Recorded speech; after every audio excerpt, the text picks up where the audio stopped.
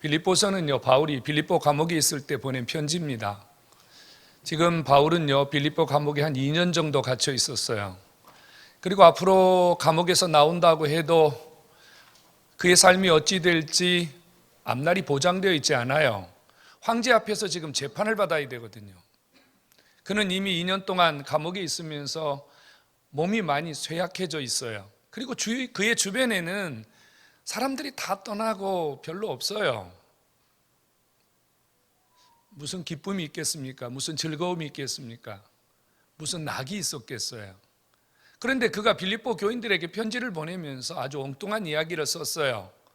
주 안에서 항상 기뻐하라. 내가 다시 말하노니 기뻐하라.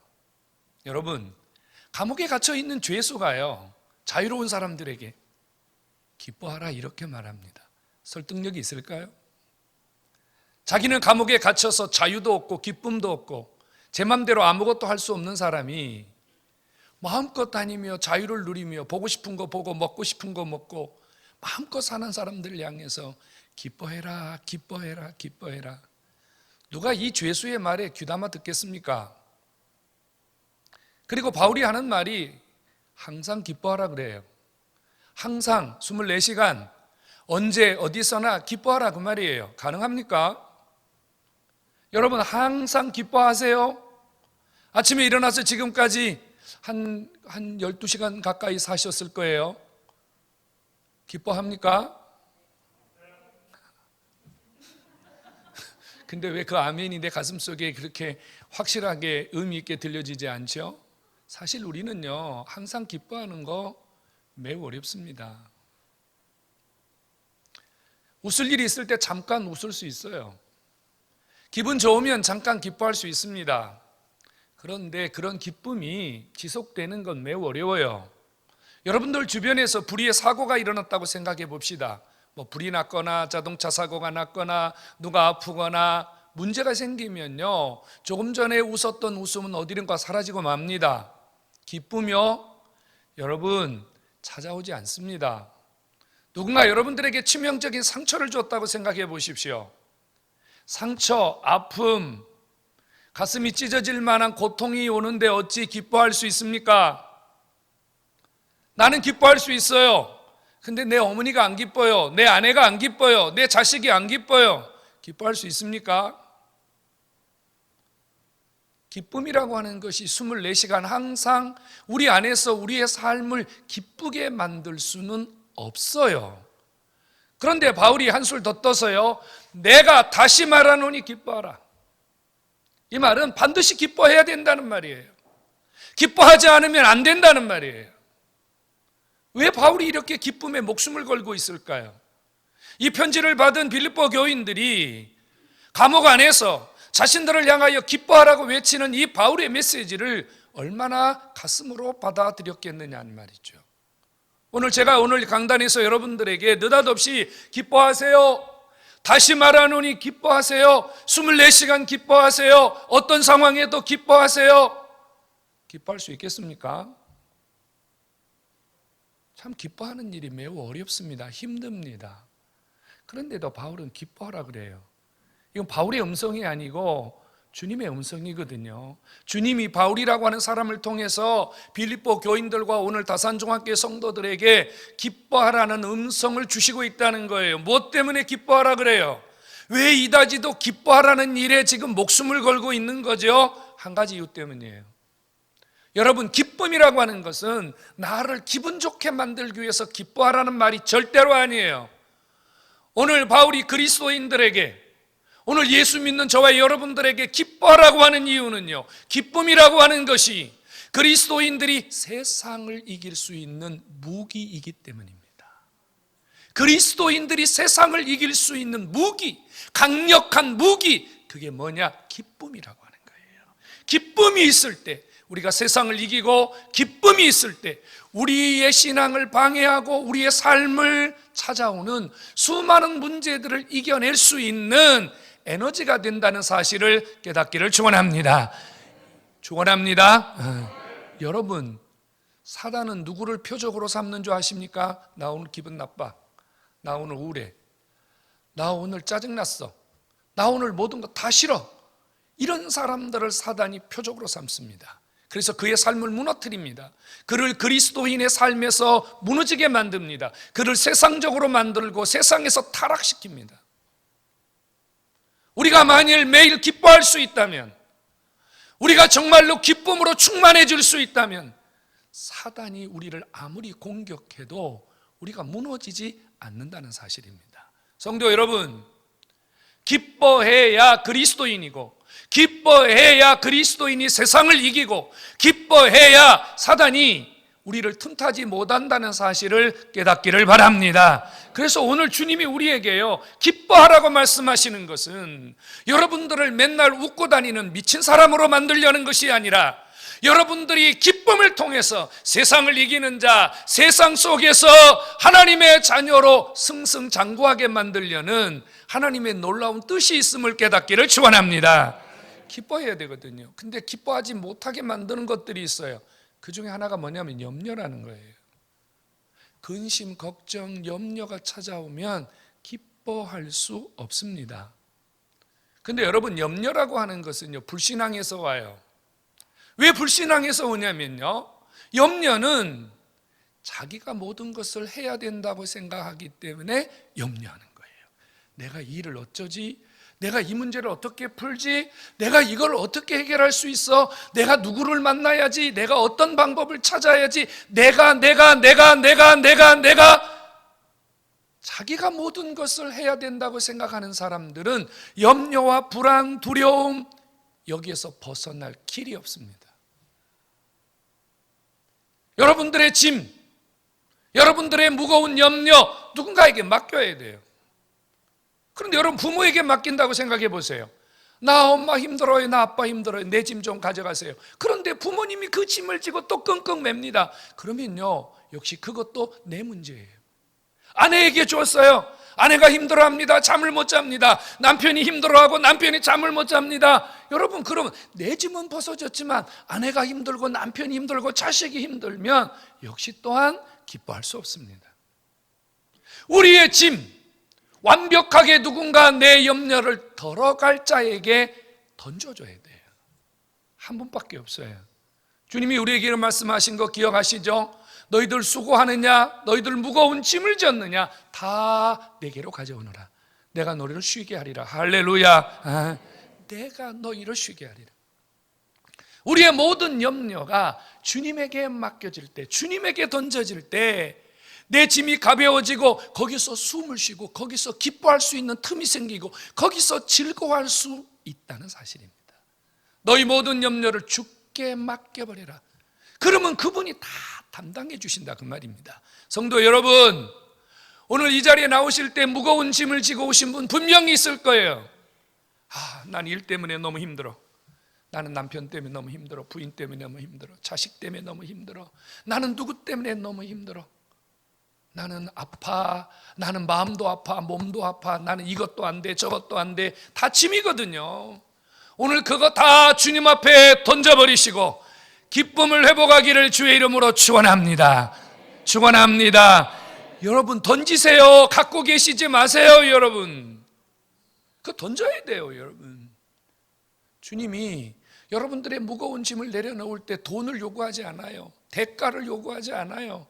그 주님은 그냥 내려놓고 맡겨놓으면 그것만으로도 기쁘게 감당해 주시고, 여러분들의 염려와 근심이 떠난 그 자리에 말할 수 없는 기쁨, 내가 너희에게 평안을 주노니 이것은 세상이 주는 것과 같지 아니하노라.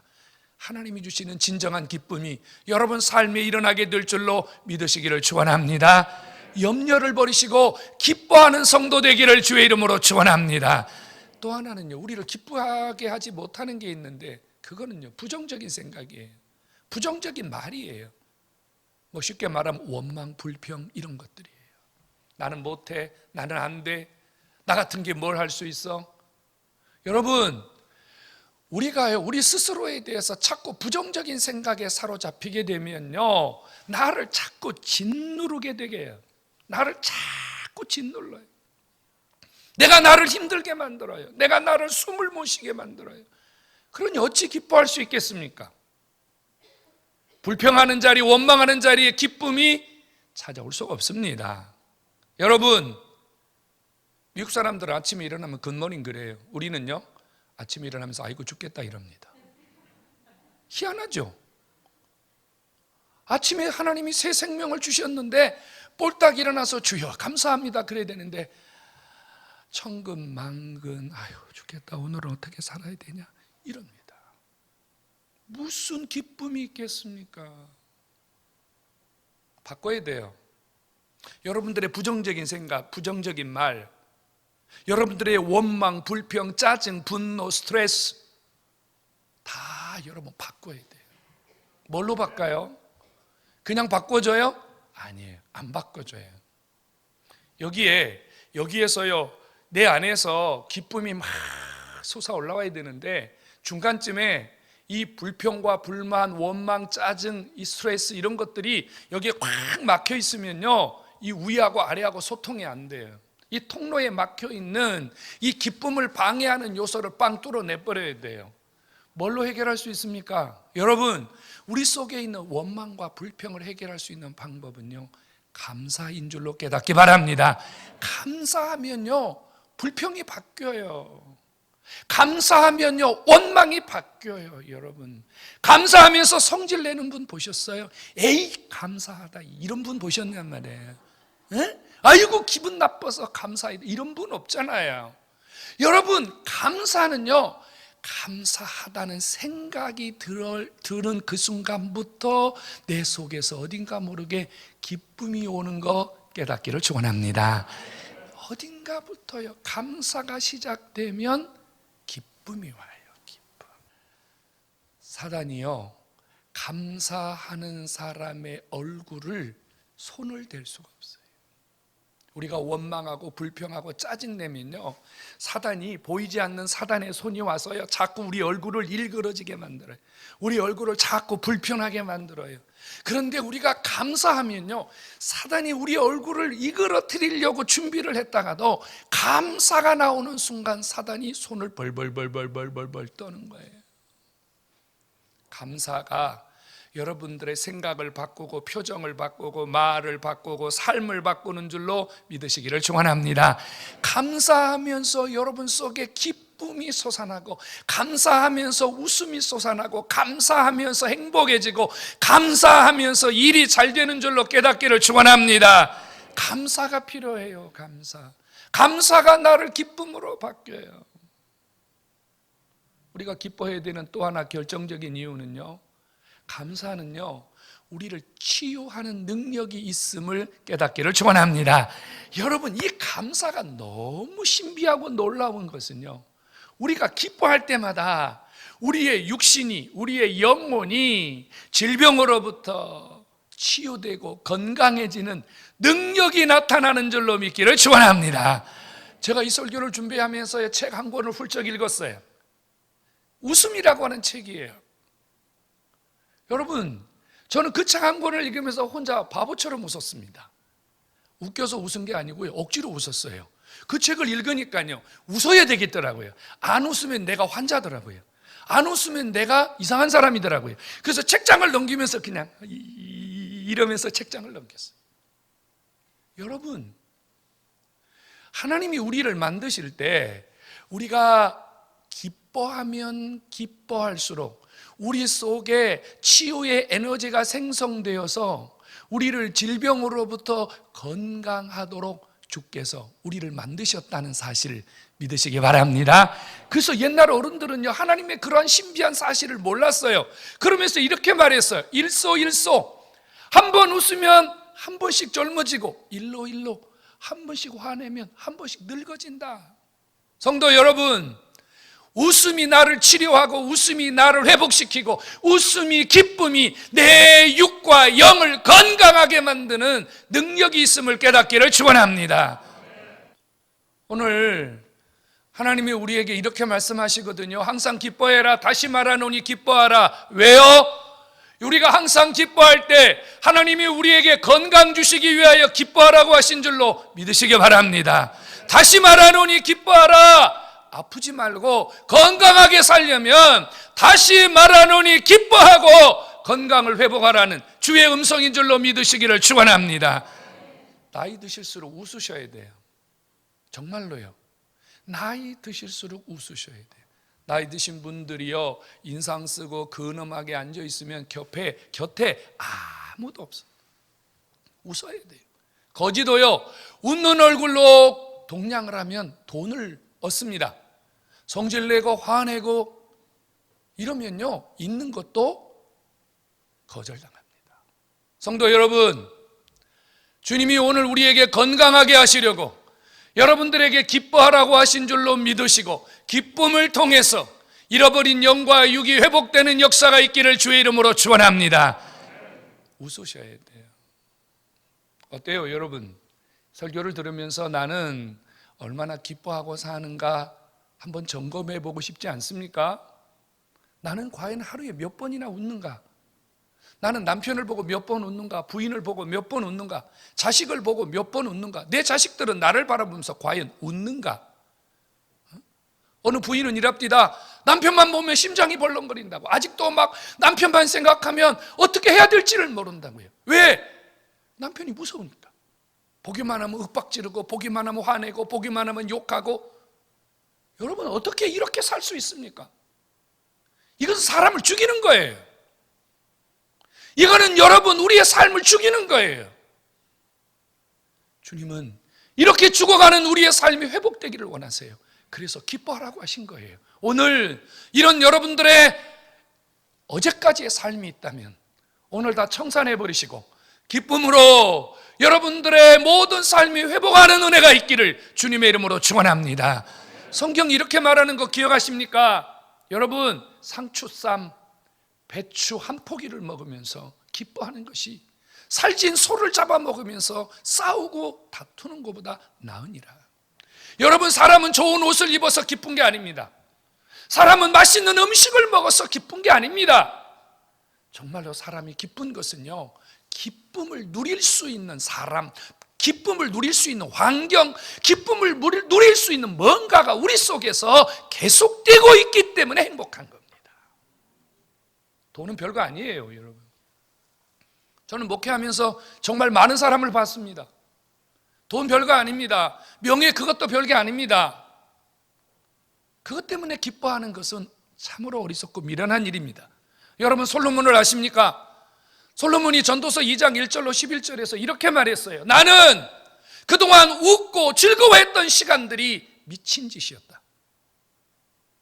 나는 그동안 희희낙락했던 시간들이 얼마나 소용없는 짓이었는지 이제 깨달았다. 왜?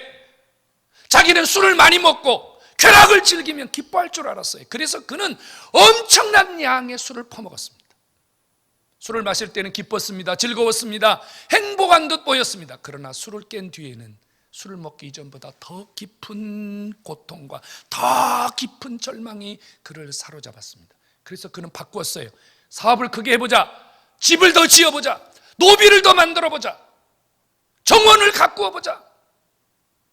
그래서 자기가 원하는 대로 자기 눈앞에 근사하고 멋진 자신의 업적을 만들어 놓고 그거 있으면 기뻐할 줄 알았습니다. 그런데 그것도 한순간뿐이었습니다. 그는 또다시 생각을 바꾸었습니다. 그래서 처와 첩을 1000명을 두었습니다. 1000명의 여인을 거느리면서 기쁨을 맛보았습니다. 그런데 역시 그것도 자기를 기쁘게 하지 못했습니다. 그래서 그가 인생 말년에 고백하기를 웃음은 미친 짓이요 희락은 소용없는 짓이요 이 모든 것이 헛되고 헛되었다. 우리에게 한 가지를 말하는 겁니다. 세상적인 기쁨은, 세상적인 즐거움은 우리를 기쁘게 할 수 없다는 겁니다. 지금 여러분들이 이런 생각을 갖고 있을지 몰라요. 목사님, 저는요 돈만 있으면 행복할 수 있어요. 목사님, 저는요 취직만 하면 행복할 수 있어요. 저는 결혼만 하면 행복할 수 있어요. 한번 해봐라. 얼마나 기쁜지, 며칠이나 가는지. 근데 그거 안 돼요. 안 돼요, 여러분. 하루를 행복하려면 목욕하라 그러죠. 일주일에 행복하려면 이발을 하라 그러잖아요. 한 달을 행복하려면 집을 사라 그러고요. 1년이 행복하려면요 결혼을 하라 그럽니다. 여러분, 세상의 기쁨은 아주 짧아요. 우리를 기쁘게 하고 우리를 행복할 수 있는 에너지는 세상에 없어요. 우리가 항상 기뻐할 수 있고 다시 기뻐할 수 있는 에너지는 오직 예수 그분에게 있는 줄로 깨닫기를 축원합니다. 그래서 바울이 이렇게 말하잖아요. 주 안에서 기뻐하라. 예수 때문에 기뻐하라. 예수 때문에 행복하라. 이것이 성도인 줄로 믿으시기를 축원합니다. 여러분 가슴에 딱 손을 얹고 생각해 보세요. 내가 예수님 때문에 행복하다. 그럼 여러분 진짜 성도예요. 진짜 성도예요. 아, 예수님은 있는데 돈이 없어서 불행하다. 예수님은 있는데 내가 월세방에 살아서 불행하다.